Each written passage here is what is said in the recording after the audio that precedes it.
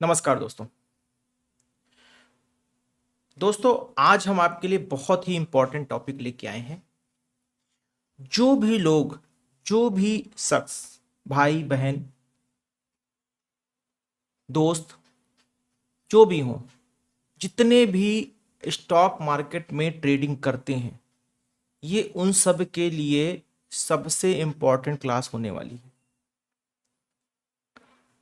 दोस्तों, ट्रेडिंग में आप लोग जानते हैं अच्छी तरीके से कि भाई 80% लोग, लगभग 80% लोग मार्केट में फेल होते हैं।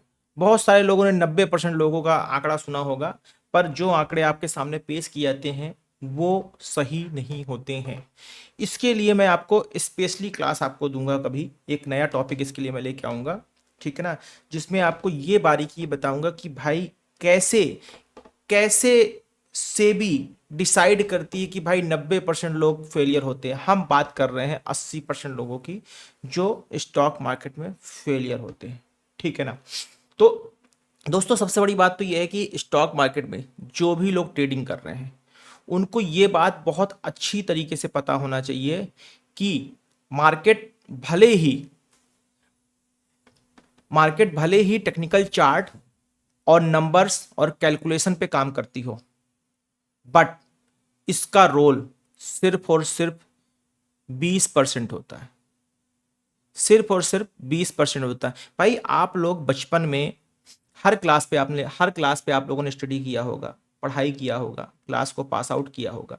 और ऐसा तो होता ही नहीं कि भाई कोई रूल आपने पढ़ लिया क्लास फिफ्थ में, वो आपको सिक्स में भूल जाएगा या सेवेंथ में भूल जाएगा या नाइन्थ में भूल जाएगा। वो रूल ऐसा होता है कि आपको हमेशा याद रहता है, चाहे आप कितना टिपिकल भी रूल स्टडी कर लीजिए, ठीक है ना। नहीं होगा तो आने वाले 1-2 सालों में वो आपको और अच्छी तरीके से कंफर्म हो जाता है, कोई भी रूल आप पढ़ते हो। बट स्टॉक मार्केट में रूल सबको ही बताता है, पर उस रूल को फॉलो कोई क्यों नहीं कर पाता है। इसका सबसे बड़ा कारण होता है इसका सबसे बड़ा कारण होता है आपका माइंडसेट। आपका माइंडसेट, ठीक है ना। हम बात कर रहे हैं ट्रेडिंग साइकोलॉजी की, ट्रेडिंग साइकोलॉजी की, ठीक है ना, जिसका स्टॉक मार्केट में 80% रोल है और 20% जिसमें technical charts, indicators and strategy, ठीक है ना। इसका रोल सिर्फ दोस्तों 20% होता है ट्रेडिंग में, ठीक है ना। बहुत सारे लोगों को बहुत सारे लोगों के साथ दिक्कत क्या होती है, सर चार्ट आता है हम पढ़ लेते हैं, सर इंडिकेटर हम अच्छे से यूज कर लेते हैं, सर हमें स्ट्रेटजी भी बहुत अच्छी तरीके से आती है और स्ट्रेटजी मैंने बैक टेस्ट की है, वो 70% 80% सक्सेस है। बट जब हम उसको फॉलो करते हैं, जब हम उसको अप्लाई करने जाते हैं, तो हम कहीं ना कहीं फेलियर फील करते हैं। ये बहुत सारे लोगों के मेरे पास मैसेज आता है, बहुत सारे स्टूडेंट मेरे को मैसेज करते हैं। तो दोस्तों, इस सीरीज में बहुत सारे टॉपिक्स है, इस सीरीज में बहुत सारे टॉपिक हैं। पहली बात तो मैं बता दूं, ट्रेडिंग साइकोलॉजी की सीरीज में एक टॉपिक नहीं है, बहुत सारे टॉपिक्स हैं। सारे टॉपिक एक वीडियो में कवर कर पाना बहुत मुश्किल है। सारे के सारे टॉपिक एक वीडियो में कवर कर पाना मुश्किल है। तो इस वीडियो को हम कई पार्ट में बनाएंगे, ठीक है ना। पहला, मैं आपको सारे टॉपिक्स बता देता हूँ, ठीक है ना। पहला जो टॉपिक हमारा होगा वो होगा fear and greed. Fear and greed, जो बहुत इंपॉर्टेंट है, जो लोगों का सबसे बड़ा दुश्मन है। दूसरा जो टॉपिक हमारा होगा, ये सबके सब एक एक पार्ट बाई पार्ट आएंगे, एक बार में इतना बड़ा वीडियो बना पाना पॉसिबल नहीं है, ठीक है ना। दूसरा होगा ओवर कॉन्फिडेंस। ओवर कॉन्फिडेंस, दोस्तों अगर आपको सब कुछ आता फिर भी ट्रेडिंग नहीं कर पा रहे हैं, तो ये करीब 10 दिन के आपके एपिसोड्स होंगे, 10 दिन की अपनी सीरीज होगी। इस सीरीज को आप अच्छी तरीके से देख लीजिएगा, सुन लीजिएगा। मैं गारंटी देता हूं कि आपका सक्सेस रेट बढ़ जाएगा, आपका सक्सेस रेट बढ़ जाएगा, ठीक है ना। और धीरे धीरे आपका सक्सेस रेट अप टू 80-90% चला जाएगा, ठीक है ना। जो ओवर कॉन्फिडेंस क्या टॉपिक है ये, इसमें हम बात करेंगे कि लोग कहते हैं मुझे सब पता है, मुझे सब पता है। ये बहुत बड़ी बात है, बहुत सारे ट्रेडर कहते हैं भाई मुझे सब पता है, ठीक। तीसरा है लॉस एवर्जन। लॉस एवर्जन मतलब, लॉस एवर्जन मतलब लॉस एक्सेप्ट नहीं होता, जो लॉस है वो एक्सेप्ट नहीं होता है, ठीक है ना। ये भी बहुत इंपॉर्टेंट टॉपिक है, लॉस एक्सेप्ट नहीं होता। ये सारा खत्म हो जाएगी, ये सारी जो दिक्कतें आप लोग की है, हमारे सारे इस सीरीज के सारे वीडियो देखने के बाद आपकी सारी समस्याएं खत्म होने वाली है, इसकी गारंटी मैं देता हूं, ठीक है ना। फोमो, फोमो वर्ड दोस्तों आप लोगों ने बहुत सुना होगा, ये भी अपने आप में एक बहुत बड़ा टॉपिक है जिस पे हम डिस्कशन करेंगे। Fear of missing out, fear of missing out. दोस्तों मार्केट में यूट्यूब अगर खोलोगे, एक नहीं 1,000 मेंटर मिलेंगे, एक नहीं 1,000 मेंटर मिलेंगे। वो सच तो ये चाहते ही नहीं आप कभी सीखो, वो उनका सच ये है कि वो चाहते ही नहीं आप कभी सीखो। आप हमेशा उनकी उंगली पकड़ के चलते रहो, ये उनकी अपनी सोच है, ठीक है ना। ये उनकी अपनी सोच है, आप उनकी उंगली पकड़ के चलते रहो, ठीक है ना।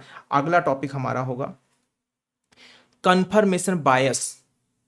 कन्फर्मेशन बायस क्या होता है भाई, अपनी ही सोच को सही मानना, जो आप सोच रहे हो वही सही है। दोस्तों मार्केट में अगर आप टेक्निकल नहीं जानते हो, मैं बता देता हूँ सीधी सी बात, अगर आप मार्केट में टेक्निकल नहीं जानते हो, आपको मार्केट नहीं पता है, तो आप सिर्फ ये मान के काम कर लो कि भाई जो मैं सोच रहा हूँ वो गलत है। मतलब अपना एक पॉइंट ऑफ व्यू रखिए कि भाई ये हो सकता है, बस उसी का अपोजिट कर डालिए। सबसे अच्छा तरीका है, अगर आपको मार्केट के बारे में कुछ नहीं पता और मार्केट में आप जूझ रहे हो, ट्रेडिंग करना चाह रहे हो, ठीक है ना, तो ये सबसे अच्छा तरीका कि भाई अपनी सोच को सही मानना बंद कर दीजिए, ठीक है ना। लेकिन ये बहुत बड़ा टॉपिक है, इसको हम डिस्कस करेंगे अपने, ठीक है ना, नेक्स्ट पार्ट में। चलिए अब बात कर लेते हैं रिवेंज ट्रेडिंग। रिवेंज ट्रेडिंग भाई ये बड़ी समस्या है लोगों का। 10 रुपए जाता है तो 10 रुपए वापस कैसे लें, ठीक है ना, 10 रुपए वापस कैसे लें, और मार्केट ने कैसे मेरे 10 रुपए खा लिए, ठीक है ना। दोस्तों जिस दिन आप मार्केट से 10 रुपए लेना है वापस चाहते हो, सपोज करो आपने 10 रुपए मार्केट में खो दिए और आप चाहते हो 10 रुपए को वापस चाहिए है आपको, तो आपके लिए सबसे आसान तरीका है वो 10 चले गए चले जाने दो, सिस्टम बंद कर दो, ट्रेडिंग छोड़ दो, आप कोई दूसरा काम जाके कर लो। जो भी काम दुनिया में बहुत सारे काम है, आप ट्रेडिंग छोड़ दो, आपके बस की बात नहीं है। क्योंकि आपसे अगर अपने 10 रुपए नहीं कमाए जा रहे हैं तो आप खाक ट्रेडिंग करोगे। 10 रुपए अगर आप वसूलने चले गए, भाई ये बात 10 और 100 की और 1,000 की नहीं है, ये बात आपके अपनी कैपेसिटी की है। पहली बात तो बिना जाने समझे आपने 10 रुपए मार्केट को दिए क्यों, और अगर आपने मार्केट 10 रुपए दिए तो फिर 10 रुपए वापस क्यों चाहिए है, क्यों 10 वापस लेने के चक्कर में आप जब तक सीखोगे नहीं आप 100 दे दोगे। इससे अच्छा 10 भूल जाओ, मार्केट छोड़ दो, दोबारा उधर मुड़ के मत देखना, ठीक है ना। तो ये बहुत बड़ी चीज है रिवेंज ट्रेडिंग, ये बहुत बड़ा टॉपिक होने वाला है जब हम इसके बारे में पूरा डिस्कशन करेंगे, जब हम इसके बारे में पूरा डिस्कशन, ठीक है ना। अगला टॉपिक हमारा होगा, ये सारे के सारे पार्ट बाय पार्ट आएंगे, सारे के सारे पार्ट बाय पार्ट आएंगे, ठीक है ना। अगला टॉपिक होगा हमारा patience and discipline, and discipline. दोस्तों मैं इतना कुछ आप लोगों को अपने डेली के वीडियो में ही सिखा देता हूं कि कैसे सपोर्ट लेवल लगाना, कहां से बाइंग करनी, कहां सेलिंग करनी है। बट दिक्कत आप लोगों के साथ सबसे बड़ी आती है कि भाई आपके अंदर पेशेंस और डिसिप्लिन नहीं आ पाता, और यही चीज है जो प्रोफेशनल ट्रेडर की पहचान है। क्या है, आइडेंटिटी, आइडेंटिटी है, यही चीज है, ठीक है ना। इसके बारे में भी हम बात करेंगे।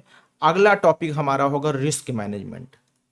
रिस्क मैनेजमेंट, रिस्क मैनेजमेंट का जो रिस्क मैनेजमेंट का साइकोलॉजिकल एंगल, भाई रिस्क मैनेजमेंट में आपका साइकोलॉजी और कैलकुलेशन एक चीज नहीं, रिस्क मैनेजमेंट का साइकोलॉजिकल एंगल, रिस्क मैनेजमेंट में आपकी साइकोलॉजी और कैलकुलेशन, जो भी आप अपने आपने अपने पास्ट में पढ़ाई की, fifth six seventh eighth ninth तक, बस उतना ही लेके और एक समझदार डिसिप्लिन ट्रेडर बनकर पेशेंस के साथ आप अपने रिस्क को मैनेज कर सकते हो और एक अच्छे प्रोफेशनल ट्रेडर, प्रो ट्रेडर बन सकते हो। ठीक है ना।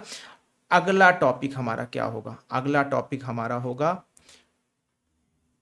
ट्रेडर्स माइंडसेट को तैयार करना, building a trader mindset, building a traders mindset. दोस्तों, जब तक आप ट्रेडिंग में ट्रेडर वाला माइंडसेट नहीं रेडी कर पाओगे, जब तक आप ट्रेडिंग में अपना ट्रेडर वाला माइंडसेट नहीं सेट कर पाओगे, तब तक आप ट्रेडिंग में सिर्फ और सिर्फ फेल होने वाले हो। पास होने की दूर दूर तक, पास होने की दूर दूर तक कोई गुंजाइश नहीं है। आप कितना भी समय मार्केट को दे दो, आप कितना भी समय बाद मार्केट दे दो। तो चलो दोस्तों, आज हम स्टार्ट करते हैं अपना अपना पहला पार्ट, जिसमें हम बात करने वाले हैं फियर और ग्रीड की, जिसमें हम बात करने वाले हैं फियर और ग्रीड की, जो आपका मतलब एक ट्रेडर का सबसे बड़ा दुश्मन है। जो फियर और ग्रीड है, ये आपका सबसे बड़ा दुश्मन है। ये दोनों मिलकर ही डिसाइड करते हैं कि आप ट्रेडिंग में रहोगे मार्केट में, या मार्केट से निकालकर फेंक दिए जाओगे। ठीक है ना। और यहां तो मार्केट निकाल के आपको फेंकती नहीं है, यहां मार्केट आपको जलील करती है, आपको बेइज्जत करती है। जैसे होता क्या है, आप किसी गेस्ट के यहाँ आप किसी के यहाँ, अपने रिश्तेदार के यहाँ या किसी पड़ोसी के यहाँ, किसी दोस्त के यहाँ आप बार बार अपनी जरूरतों को लेके चले जाते हो। भाई मार्केट में आप अपनी जरूरतों को लेके तो जाते हो। मार्केट में जब आप जाते हो ट्रेडिंग करने के लिए, तो आप अपनी ज़रूरतों के लिए जाते हो, आप अपनी लाइफस्टाइल के लिए जाते हो, आप अपने 9 to 5 की जॉब छोड़ने के लिए जाते हो। ठीक है ना। आप अपनी आप कुछ नया करने के लिए जाते हो। आप चाहते हो मेरा सारा कुछ वर्क फ्रॉम होम हो जाए, मैं एक मोबाइल पे बैठ के दुनिया के किसी कोने से भी ट्रेडिंग कर सकूं। तो इसी तरह जब आप अपने किसी जानने वाले रिश्तेदार, पड़ोसी या दोस्त के पास किसी उम्मीद के साथ जाते हो, बार बार जाते हो, तो वो ये कहता है साला करता कुछ नहीं है, और जब देखो मांगने चला आता है, जब देखो अपनी ज़रूरतों के लिए मेरे पास खड़ा हो जाता है। और वो कभी कभी तो ऐसा जलील करता है कि ये लगता है कि यार हमारी ज़रूरतें बड़ी हैं कि हमारी सेल्फ रिस्पेक्ट बड़ी है। इसी तरीके से मार्केट आपको जलील करता है, और जलील करके मार्केट से आप खुद चले जा जलील होके मार्केट से खुद ही चले जाते हो। ये सबसे बड़ी खासियत है मार्केट की।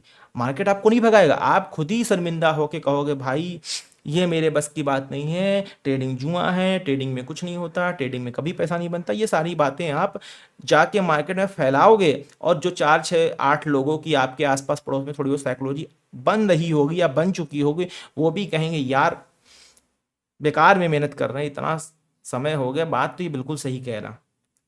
तो दोस्तों, सिंपल बात करते हैं, मार्केट सिर्फ और सिर्फ एक साइकोलॉजिकल गेम है।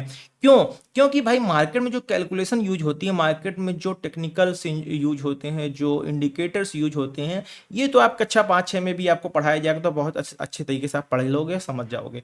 इसके लिए आपको कोई हायर एजुकेशन डिग्री लेने की जरूरत नहीं है। ठीक है ना।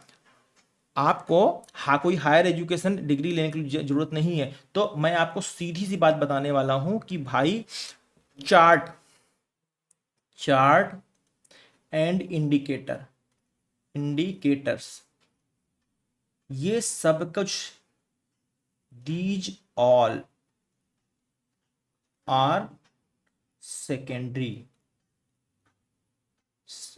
ये सारा कुछ सेकेंडरी है। फर्स्ट में आपका आता है माइंड सेट।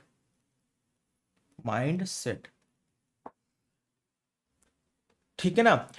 एग्जाम्पल के ले लेते हैं, आपने एक ट्रेड लिया, आपने एक ट्रेड लिया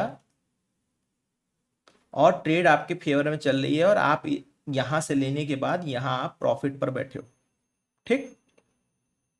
तो भाई यहाँ उम्मीद तो मार्केट की यहाँ जाने की, लेकिन आप क्या कहते हो भाई, 2 रुपए लगाए थे, 2 रुपए लगाए थे, 3.5 रुपए मिल रहे हैं, बस करो यार, एग्जिट कर लेते हैं। 1.5 रुपए आ गए, आपका टारगेट यहां तक का था, ठीक है ना, आपने यहां पे लिया, आपने एसएल भी लगाया यहां तक का, लेकिन आपने कहा यार 2 रुपए का माल था, 3.5 रुपए आ गया, एग्जिट कर लेते हैं, जो मिल रहा है इस पे संतोष कर लेते हैं, ठीक, कहीं रिवर्स ना हो जाए। तो यहां पर क्या कहा, यहां पर क्या हुआ भाई, यहां पर आपको लेना था 5 रुपए, आप 5 के 3.5 लेके गए, यहां पर क्या है, यहां पर आपका फियर काम कर रहा है, यहां पे आपका फियर एक्टिव है, यहां पर आपका फियर एक्टिव है, ठीक है ना। लेकिन कभी कभी ऐसा होता है, कभी कभी ऐसा होता है कि आप लॉस में होते हो, आपने यहां पे 2 रुपए में एक ट्रेड ली, और ट्रेड लेते ही ये मार्केट घूम के यहां जाके करीब 1.5 रुपए पे खड़ी हो जाती है, ठीक है ना।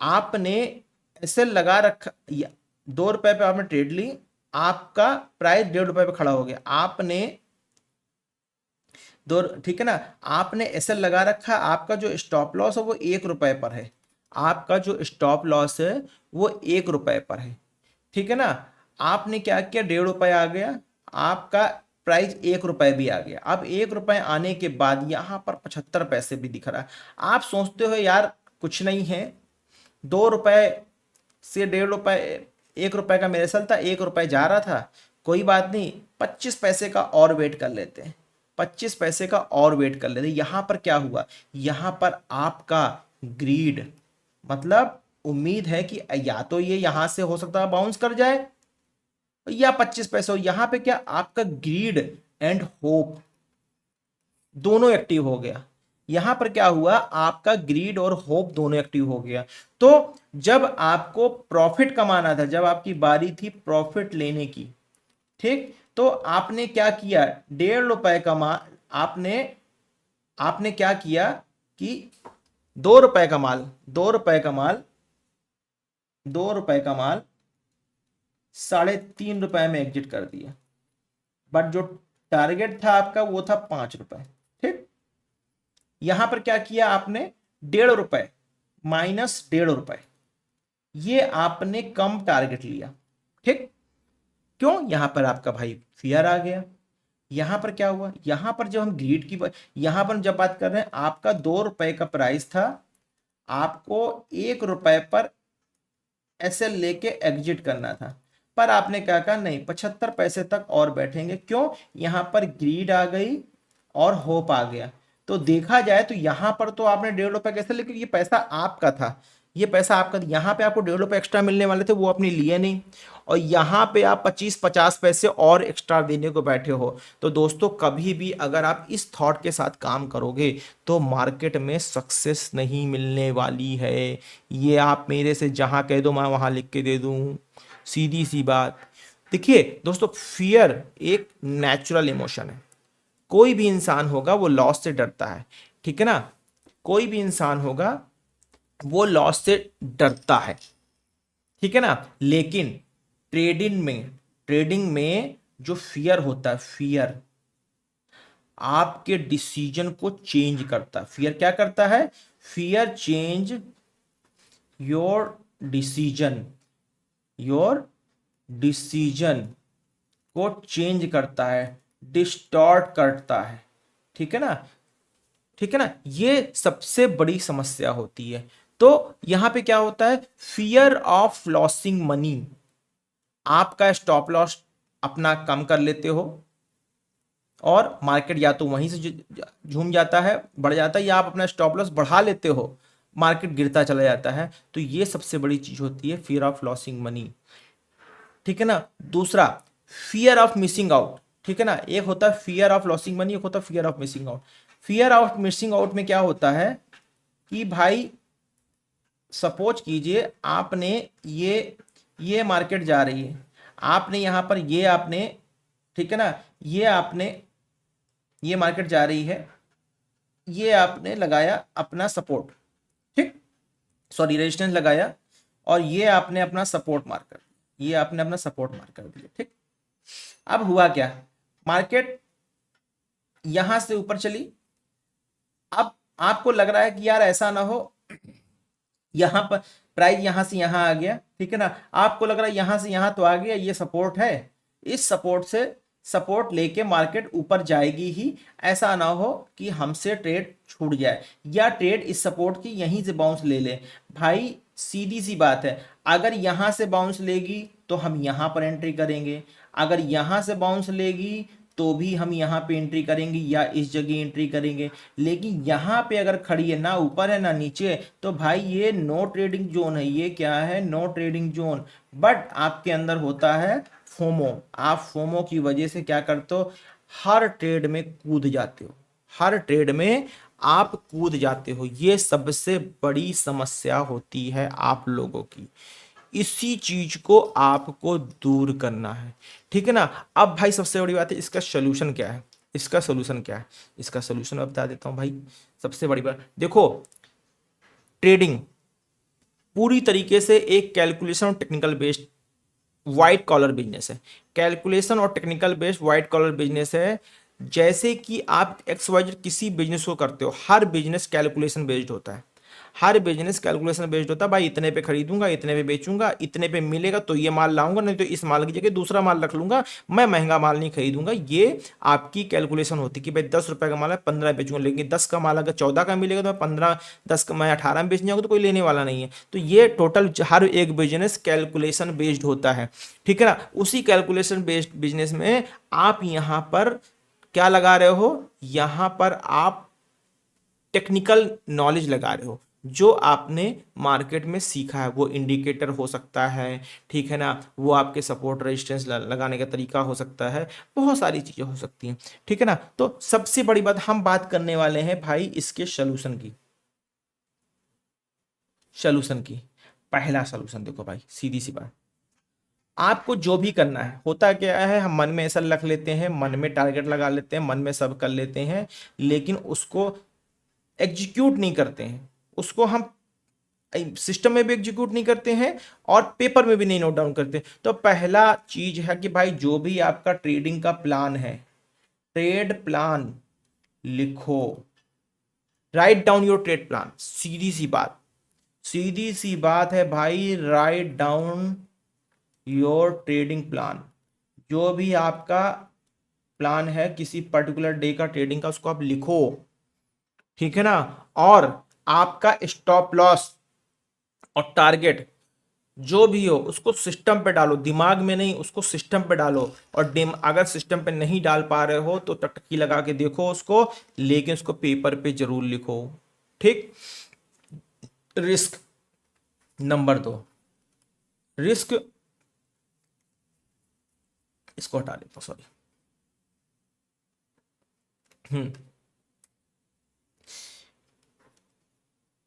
Pre defined, pre defined your risk. भाई अपने रिस्क को पहले से डिसाइड करके रखो कि मुझको 10 रुपए का रिस्क लेना है कि 100 रुपए का लेना है। एक बार अगर आपने पेपर में लिख लिया, if you write down that मुझे 10 रुपए का स्टॉप लॉस लेना है और 25 रुपए का टारगेट लेना है, तो भाई ये बीच में चेंज नहीं होना चाहिए, ये बीच में चेंज नहीं होना चाहिए। सीधी सी बात, चेंज हो सकता है भाई, ये बहुत महीन चीज है, चेंज हो सकता है। कैसे चेंज हो सकता है भाई, 10 रुपए का हमारा स्टॉप लॉस है, 25 रुपए का टारगेट है, 25 रुपए का टारगेट का हमारा 24 रुपए पे आया, 24 रुपये 50 पैसे आया, 23 रुपए, 23 रुपये 90 पैसे आया, हम चेंज कर सकते हैं, बहुत माइनर। लेकिन ये शुरू में नहीं करना है, ये जब आप एक्सपर्ट हो जाना तब ऐसा करना है, स्टार्टिंग में नहीं। आप स्टार्टिंग में तो अगर आप इसको मैं बोल दूंगा 50 पैसे 20 पैसे का, आप 1 रुपए का आप फ्लक्चुएशन रख लो, तो आप क्या करोगे, 25 का माल 24 की जगह आप 18 पे काट दोगे, ठीक है ना। स्टॉप लॉस भाई 10 रुपए का स्टॉप लॉस है हमारा, 10 रुपए के स्टॉप लॉस को हमें 10 रुपए के स्टॉप लॉस को हम क्या कर सकते हैं भाई, 10 का है, चलो 10.5 कर लेते हैं, 11 रुपए कर लेते हैं। क्यों, आने वाला ज्यादा भाई, आने वाला जाने वाला 10 रुपए है, जाने वाला 10 रुपए है, आने वाला 25 रुपए, 2.5 गुने का अंतर है भाई। 11 कर लेंगे, 12 कर लेंगे, 12 भी कर लेंगे तो 1:2 हो गए, 12 भी कर लेंगे तो 1:2 हो गए, तो भी बुरा नहीं है, इतना माइनर हम चेंजेस इस पे कर सकते हैं, ठीक। और सबसे बड़ी बात भाई, ऐसा तो हो ही नहीं सकता है कि ट्रेडिंग विदाउट स्टॉप लॉस हो, विदाउट एसएल आपकी ट्रेडिंग हो, ऐसा हो ही नहीं सकता है। तो दोस्तों except that, except that loss is a part of business और ट्रेडिंग। भाई जो पैदा हुआ है वो मरता है, ठीक है ना।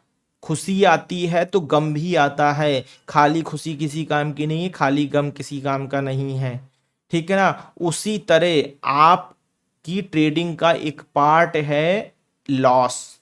मतलब भाई लॉस प्रॉफिट, अगर आप ये कह दो भाई मुझे प्रॉफिट प्रॉफिट हो और मुझको लॉस ना हो, तो भाई अगर आप प्रॉफिट कमाओगे, कब प्रॉफिट कमाओगे, जब दूसरा लॉस करेगा।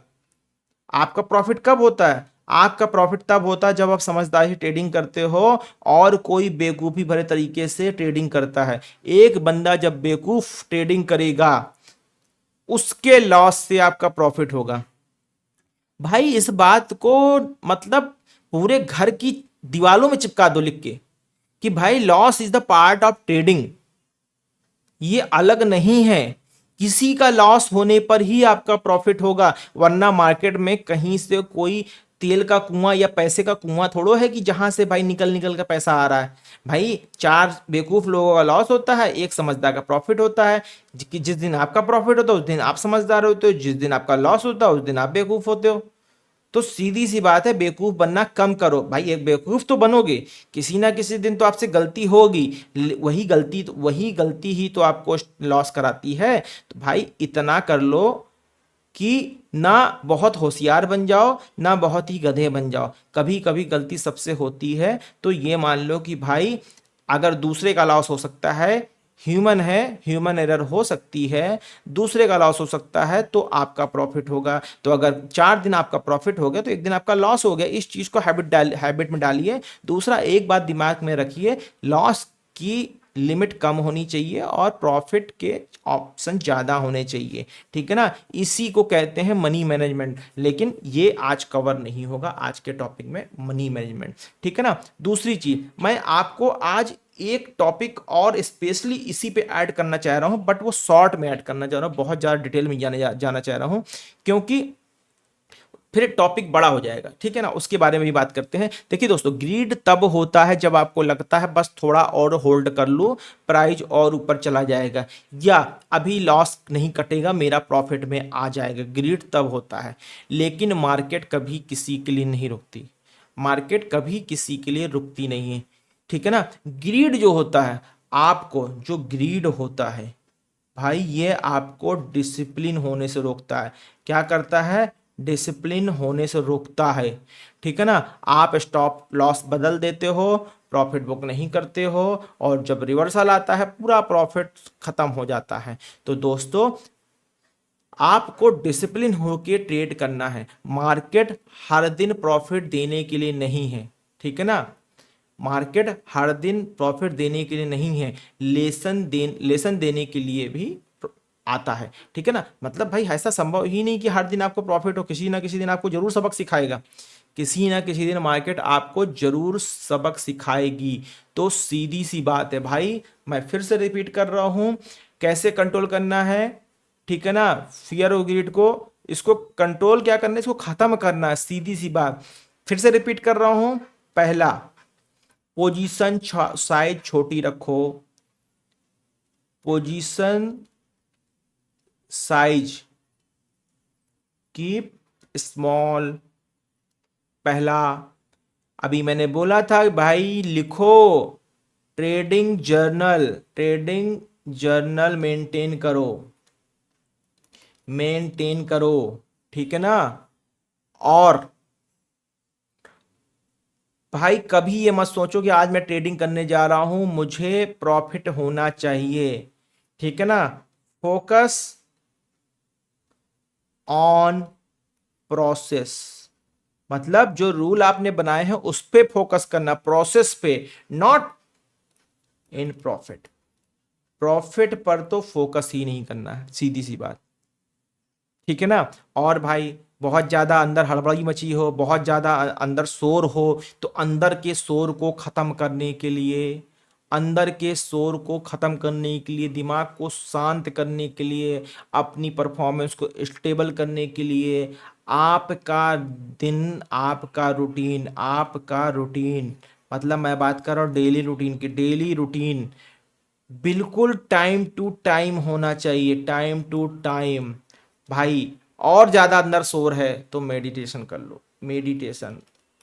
मैं कोई मल्टीविटामिन देने की बात नहीं कर रहा हूं, मैं कह रहा हूं आप अपने अंदर के शोर को खत्म करो। मेडिटेशन से कर सकते हो, आप वर्कआउट से कर सकते हो, आपकी कोई अपनी हॉबी है उस हॉबी को कर सकते हो। मार्केट बंद होने के बाद, मार्केट बंद होने के बाद एक समय बना लो भाई, 2 घंटे मार्केट के बारे में सोचना है, 24 घंटे मार्केट के बारे में नहीं सोचना है, ठीक है ना। तो दोस्तों, मार्केट हर दिन आपको, हर दिन आपका एक तरह से टेस्ट लेता है, ठीक है ना। तो सीधी सी बात है, कंट्रोल योर सेल्फ, ठीक है ना।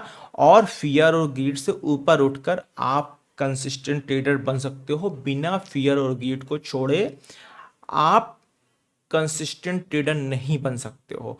दोस्तों एक बात अभी मैंने थोड़ी देर पहले बोली थी आप लोगों को, मैंने कहा था भाई एक ऐसा चीज मैं आपसे डिस्कस करना चाहता हूँ, ठीक है ना, जो थोड़ा सा आप लोगों की इंपॉर्टेंट है। मैं आपको एक चीज बता दूं, मार्केट में बहुत सारे मेंटर हैं, मार्केट में बहुत सारे मेंटर हैं, बहुत सारे गुरुजी हैं।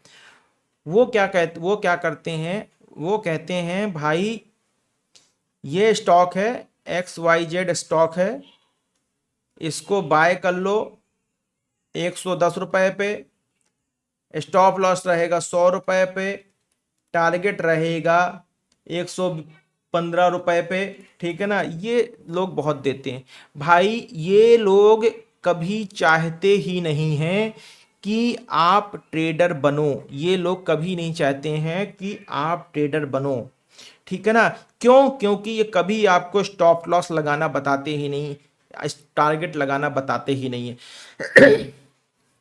कभी भी आपको टारगेट लगा नहीं बताते, ताकि आप इनके ऊपर डिपेंड हो जाए। भाई एक बात तो समझ में आती है कि भाई आप फ्रेशर ट्रेडर हो, आपको नहीं पता कौन सा स्टॉक बुलिश है, कौन सा स्टॉक बेरिश है, कौन सा स्विंग के लिए है, कौन सा इन्वेस्टमेंट के लिए, ये बात तो ठीक है भाई, आपको बता दिया गया, ठीक। अब आप इतना तो बेसिक नॉलेज सबके पास होता है कि भाई हमें कैसे काम करना है, कैसे हमें सपोर्ट रेजिस्टेंस लगाने हैं, कहाँ पे हमें बाय करना है, कहाँ पे सेल करना है, ठीक है ना। ठीक है, चलो ठीक है, मान लीजिए एक बाय का लेवल भी भाई इस स्टॉक को खरीद लो यहाँ पर, ये भी समझ में आ गया। लेकिन टारगेट, भाई टारगेट का सिंपल रूल होता है, टारगेट का सिंपल रूल होता है 1:2। पहला रूल, जितना एसएल ले रहे हो उसका दुगना टारगेट लेना है। चाहे आप चाहे आप इंट्राडे काम कर रहे हो, चाहे आप स्विंग के लिए काम कर रहे हो, चाहे इन्वेस्टमेंट के लिए काम कर रहे हो। ये किसके लिए है? ये फ्रेशर्स के लिए है, ये फ्रेशर ट्रेडर के लिए है कि भाई आंख बंद करके 1:2 लेना है, इसके ऊपर की बात नहीं करनी है, ठीक। तो यहां पर कोई दूसरा मेंटर कैसे बता सकता है कि भाई 100 रुपए का माल, वो ये नहीं कह सकता गधा कि भाई 100 रुपए का माल आप 100 रुपए का माल आप 120 रुपए पे, ठीक है ना, 100 रुपए का माल ले लो, 1:2 का टारगेट ले लो। वो ये बताता है भाई 100 रुपए का माल तो ले लो, इसको इतने पे बेच दो। भाई अगर स्टॉप लॉस वो बता देगा तो टारगेट तो हमको अपने आप मिल गया। ये बात हो गई फ्रेशर के लिए, ठीक। और जो लोग बात करते हैं भाई कि टारगेट इससे बड़ा कैसे ले, भाई टारगेट तो 1:3 और 1:5 भी आता है, बिल्कुल आता है, बिल्कुल आता है भाई, 1:3 और 1:5 भी आता है। तो 1:3 और 1:5 लेना कैसे भाई, 1:3 के लिए टेक्निकल्स होते हैं। ये आपका 20, मान लीजिए सपोज कि हम ईएमए की बात कर लेते हैं, बहुत सारे इंडिकेटर, मान लीजिए ईएमए की बात कर लेते हैं, ये 20 हो गया, ये 50 ईएमए हो गया, ये आपका 100 ईएमए हो गया, ठीक है ना। भाई सपोज कीजिए आपने यहाँ से कोई ट्रेड उठाई 20 ईएमए से, यहाँ से कोई ट्रेड बाय की, ये शिफ्ट होता चला जा रहा है, शिफ्ट होता चला जा रहा है, ये भी साथ में शिफ्ट हो रहा है, ये भी साथ में शिफ्ट हो रहा है। भाई सीधी सी बात है, अगर आपने यहाँ कोई ट्रेड उठाई है, या तो आप अपने एसएल के डबल का टारगेट ले लो, ठीक। या फिर भाई सीधी सी बात है, आप जब तक 20 ईएमए के ऊपर बैठे हो तब तक आप टारगेट में बैठे रहो, सीधा सा तरीका है। अगर आप इंट्राडे के लिए काम करो, जब तक आपकी क्लोजिंग 20 ईएमए के ऊपर, जब तक आपकी क्लोजिंग 20 ईएमए के ऊपर या 50 ईएमए पास में है, जब तक आपकी क्लोजिंग 50 ईएमए के नीचे, भाई बड़े टारगेट में बैठे हो तो 50 ईएमए के नीचे, या आप अपने टारगेट से 3 गुना पे बैठे हो, 4 गुना बैठे हो, तो आप टारगेट बुक कर लो, ठीक है ना, टारगेट बुक कर लो। पास्ट, ठीक है ना, सॉरी, पार्ट में आप टारगेट बुक कर लो, ठीक है ना। लेकिन यहाँ पर ये तो बिल्कुल ना, ये बिल्कुल गलत तरीका है कि जो आपको मार्केट में मेंटर बताते हैं कि भाई यहाँ पर बाय कर लो, यहाँ पर सेल कर देना, यहाँ पर टारगेट ले लेना। भाई मतलब उसकी उंगली पकड़ के आप सारी जिंदगी सिर्फ चलते रहो, अपना दिमाग कहीं नहीं लगाओ, ठीक है ना। दोस्तों एक चीज बता दूं, जो भी लोग इस तरीके से काम करते हैं, बहुत सारे मेंटर के साथ जुड़े हुए हैं, वो कहते हैं सर हमको बाय लेवल दे दो, सेल लेवल दे दो, टारगेट दे दो, मैं ट्रेड कर लूंगा। वो कभी जिंदगी में ट्रेड में सक्सेस नहीं होंगे। आप मेरे से लिख के ले लो, जहां कहीं लिखना हो बता देना, मैं लिख दूंगा।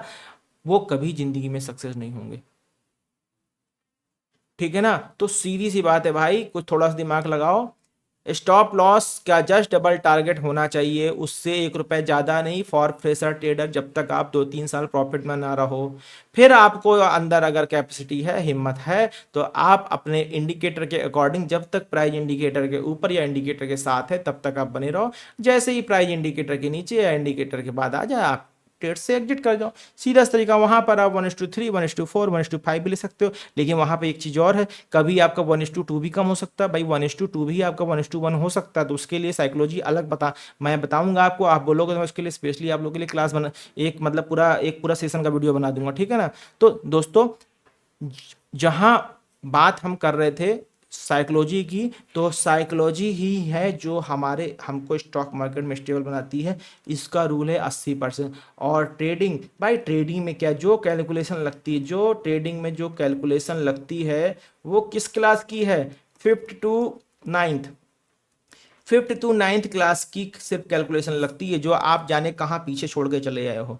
इसके लिए कोई रॉकेट साइंस नहीं लगती है। और रही बात इंडिकेटर और स्ट्रेटजी, ये सारे के सारे कैलकुलेशन से बनते हैं, ये सारे के सारे इसी कैलकुलेशन से बनते हैं, ठीक है ना। चाहे कोई भी इंडिकेटर उठा के देख लो, चाहे कोई भी स्ट्रेटजी उठा के लो, सब में यही कैलकुलेशन लगी होती है। तो दोस्तों मिलते हैं इसी सीरीज के अगले टॉपिक में।